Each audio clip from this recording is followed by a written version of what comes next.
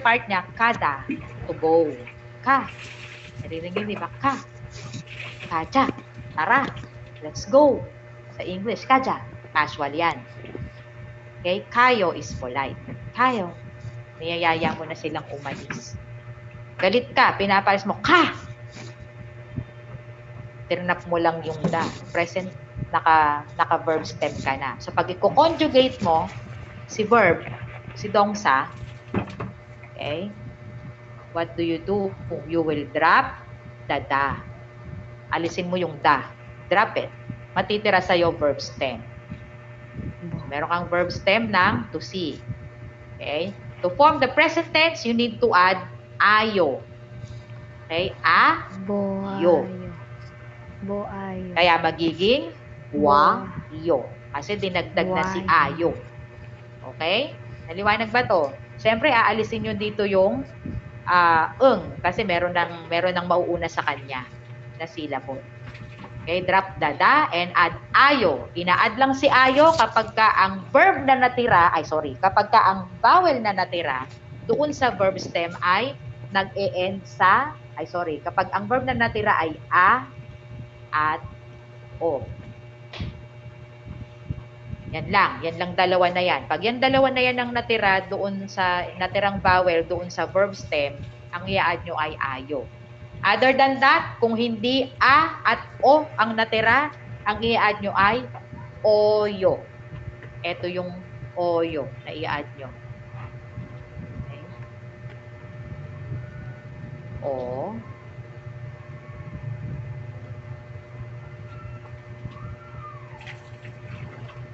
Yo, sorry, ang hirap magsulat. Sa trackpad. Oyo. Pagka a at o, ang vowel na natira, ayo ang i-add. Kaya, buayo. This is a polite form of boda. Buayo. Okay? Next. Again, balik tayo sa dictionary form ni boda. Let's form. Okay, you drop the to form the present progressive. Okay? Madali lang si present progressive. Pag drinap nyo si da, idadagdag nyo ito. Take note.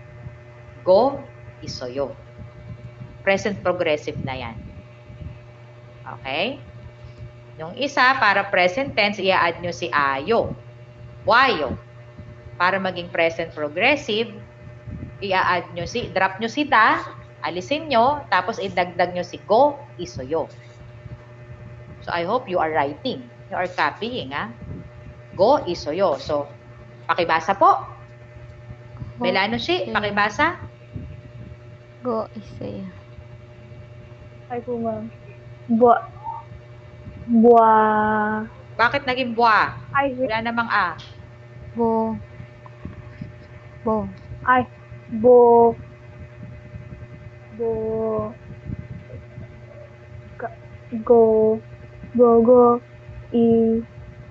Oyo. Ikaw ay Go, nakikinig, yun Jessa. Kanina ko pa sinabi Go, sa'yo. Idadrop mo si da, dadagdag mo si go, isoyo. Ba't hirap na hirap kang Go, basahin? sa'yo. Kanina ko pa sinasabi, go, isoyo. Go, isoyo. Ano ba? Ma'am, nakakalito po. Sorry po. I tried po. Perfect. Ano major nyo? Go, isoyo. FSM. Tapos po, ma'am. Okay. Ang teacher kayo, dapat mabilis pick up nyo. Go, isoyo. Walang teacher na mabagal Go, ang pick sa'yo. up. Magtuturo kayo eh. Go, isoyo. Okay? Bo. Da. Go, Tirinap nyo lang yung da. Go, sa'yo. Sabi ko, idagdag si go, isoyo. Go, Kasi meron ka isoyo. ng bo, go, isoyo. O, go, isoyo. Ano mahirap dun? Sulat Go, nyo isoyo. para matandaan nyo. Go, isoyo ang inaad para maging present progressive. Okay? Ibig sabihin, seeing. Moheyo. Screen, class. Screen, bogo isoyo. Are you seeing my screen? Ne, screen, bogo isoyo. Sentence na yon. Kahit di ko sabihin yung ne, may. Go, Kahit di ko isoyo. sabihin yon, Go, screen. isoyo. bogo isoyo. Kasi, nasa context, di ba? Nagpe-present ako magse-share ako ng screen eh. So when I say, class, Okay? Screen, bogo isoyo. Dapat maintindihan nyo yan. Na tinatanong ko, are you seeing my screen? Screen, bogo isoyo. Naintindihan po?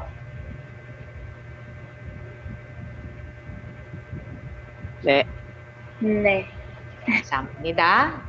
Okay, so from now on, expect me to be asking you that. Sa mga susunod na klase natin. Okay? So, pwede natin gawin kong list sa screen. Kaya lang, hindi ko na siya kinonglish kasi baka malito pa kayo. Paano ko-konglish to? Screen. Screen. O, diba? Malilito pa kayo. And alam nyo naman ng English. O, di screen, bogo isoyo. Class, screen, bogo isoyo. Are you seeing my screen? Okay. Araso? Let's have another verb. O, yan. Kanina ko pa din inuulit-ulit yan. Pakibasa nga po. What is this verb? In English, it's to eat. This is the dictionary form of the verb to eat. What is this Korean verb? Debes fruto. Shi. Ma'am, I'm sorry Mulayo. po. I don't know po. Wow, mulayo. Bakit? Kanina ko pa to inuulit-ulit. Ang dami palang babagsak dito. Promise. Gag. Ano, magtaas kayo ng kamay. Hindi man kayo babagsak, baka 3 grade nyo. Karable si.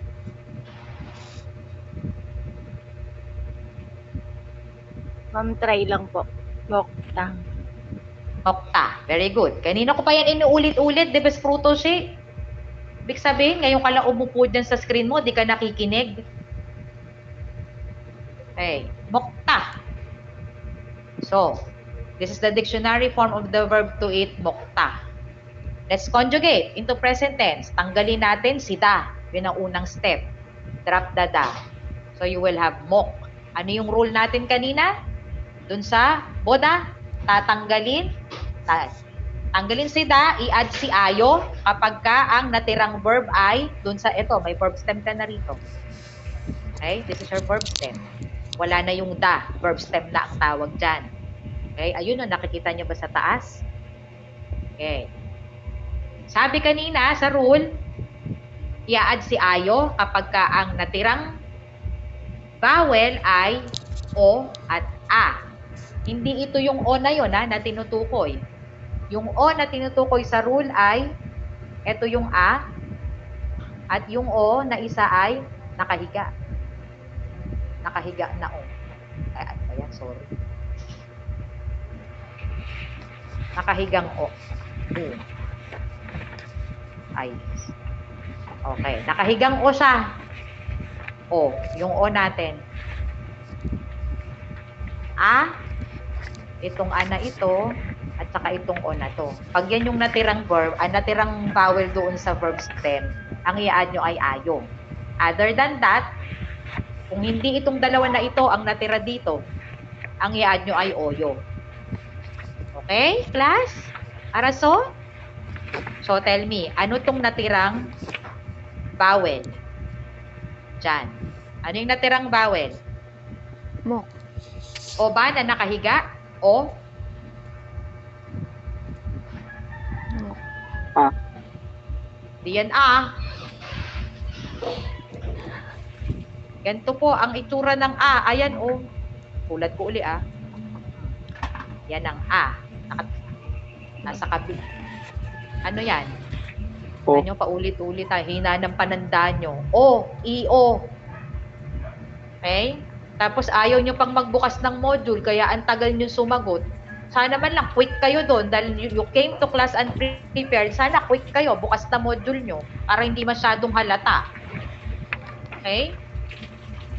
So dahil hindi niya na-meet itong a at o, ang idadagdag nyo ay o, yo. Okay? So ito ay yan. Pakibasa. So now you have the present tense of mukta. Pakibasa po. Natatandaan nyo kanina pag binasa ito ng magkasunod, ano na magiging tunog niyan? Mok tayo. Class.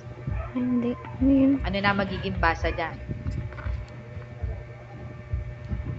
Maka. Kanina yung hanggugo dongsa.